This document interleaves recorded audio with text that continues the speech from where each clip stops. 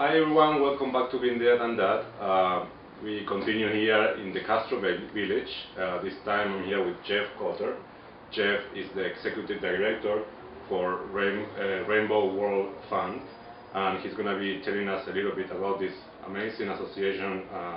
It's a non-profit organization, and you guys do humanitarian aid and charity all over the world. So please introduce yourself and introduce Rainbow World Fund to our followers. Okay, it's good to be here with you. Thank you. Rainbow World Fund is an international humanitarian aid agency based in the lesbian, gay, bisexual, transgender community. And what we do is we work within our community to educate people about issues of humanitarian aid and world need. And as we raise our community's consciousness, we raise funds to support all sorts of different humanitarian aid projects around the world. So we're really about the LGBT community serving the rest of the world. And we support projects in Cambodia, South Africa, Haiti, Honduras, Guatemala. We've done work with the tsunami, Southeast Asia tsunami a few years ago, with Hurricane Katrina in the United States, and we've also responded to a number of other natural disasters around the world. What motivated you guys to start with Rainbow World Fund? Well, about 12 years ago, I was looking for a different direction in my life. And I've been working as a social worker for a long time with individuals and small groups of people. I wanted to do something a little bit different, and I wasn't sure what that was.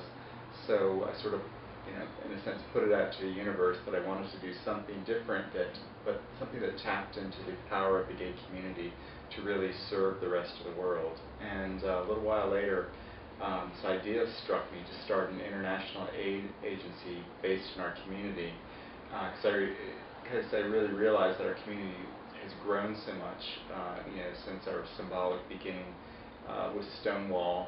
And with our struggle with HIV and civil rights, we've really learned a lot about coming together as a community and caring for one another and organizing. And so I thought this could be a really cool way that our community can express its compassion for the world and show that we're positively connected and that we do care. And also I had a belief that an organization that I started, I wanted it to advance the philosophy that we're all really one human family. Right. And I thought regardless of the orientation or race or culture. Right. You guys are based here in San Francisco, but I know you have ramifications all over the U.S. and internationally. Right. How can people get involved? Or I know you work with volunteers all over the country. Well, one of the easiest ways to get involved is, of course, to contact us. We're a 100% volunteer-run organization. Our website is rainbowfund.org. It's going to be listed on the blog post. Okay, great. And if people get in touch with us, we can figure out a way that they can get involved and help, and in turn help people all over the world. Okay. I know that you just came back from a trip to Guatemala where you were doing a tour of humanitarian aid. Right. Please share a little bit about that. Yeah, we just got back a couple weeks ago. That was our 7th time going to Guatemala, and we delivered, I think, about 13,000 pounds of humanitarian aid on that trip, and we've delivered millions of dollars in humanitarian aid all around the world. I took a group of 13 people down with us this time, and we visited orphanages, schools, clinics, hospitals. We met with sort of folks from all different levels of Guatemalan society, from farm workers to shamans to civil rights organizers and politicos.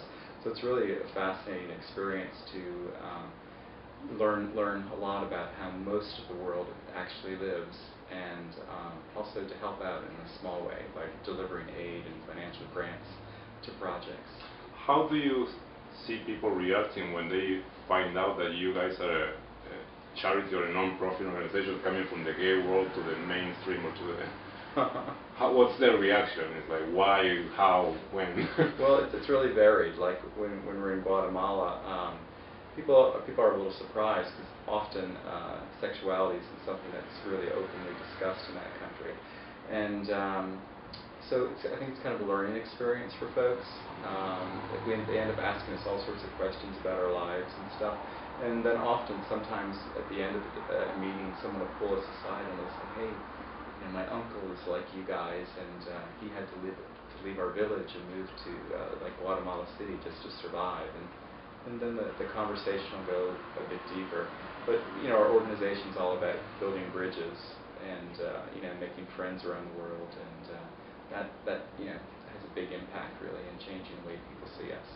When is the next trip? Where are you going? What's the next thing coming up? Well, the next trip, I think we're going to be going to Cuba in February, and then I believe in March we're going to Washington, D.C. Every year I take people up to Capitol Hill to meet with members of Congress to talk about different issues of humanitarian aid and really advocate for increasing the U.S.'s role in funding different aid issues. Another project we have coming up this year is the World Tree of Hope in December, and that's a global art project that we create. It's a gigantic holiday tree. It's in San Francisco City Hall in the Grand Rotunda, and it's there from December 1st through January 3rd. And it's a holiday tree that's covered with thousands and thousands of origami cranes. And it's called the Tree of Hope because all of the cranes are inscribed with people's wishes for the future of the world. So the mayor of San Francisco and I put out a letter that asks people to think about what they want for the future of the world and send it in to us. They can respond by paper or internet. And wishes end up coming in from all over the world, from Africa, China, all across the U.S., Canada, Europe. And it's really amazing because it gets people to think about what they want for the future of the world, and they actually put it on paper, right. And we collect them, we print them out, and then we fold them into origami cranes, creating this global tree and a global symbol of hope. And we do that because we try to inspire hope in all of the projects that we support around the world. And a few years 6 years ago, we were thinking, hey, let's do something in the United States that really breathes off the energy of hope and hopefully inspires people to start to create the world that they really want. How people can reach out to you guys other than the website? Is there a place where they can go and donate or help or express their hope for the trip? Is through the website? That's sort of the starting point, is go to the website, and we'll be getting up the links for this year's tree pretty soon, because we collect wishes almost all year round for it. We've had a lot of cool wishes come too. Barack Obama has sent us a wish. Jane Goodall has sent us a wish. Lots of people from Hollywood, and in San Francisco we go out to schools and collect wishes from the kids, and yeah. Oh, that's great. So, well, again, Rainbow World Fund. Mm-hmm. We're going to be listing the website on the blog post. I just tell everybody, be smart and know which associations or organizations you support. We see a lot of them that money is going places it shouldn't be going. Right. So this is one that I would suggest and endorse for all of you to visit and help. Anything else you want to share? Anything else? I would just say that this is a great time for LGBT people to really get involved internationally, and it's going to help the world, and it's really going to help our community too.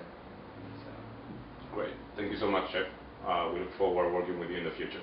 Great. Thank Thanks. you. Bye.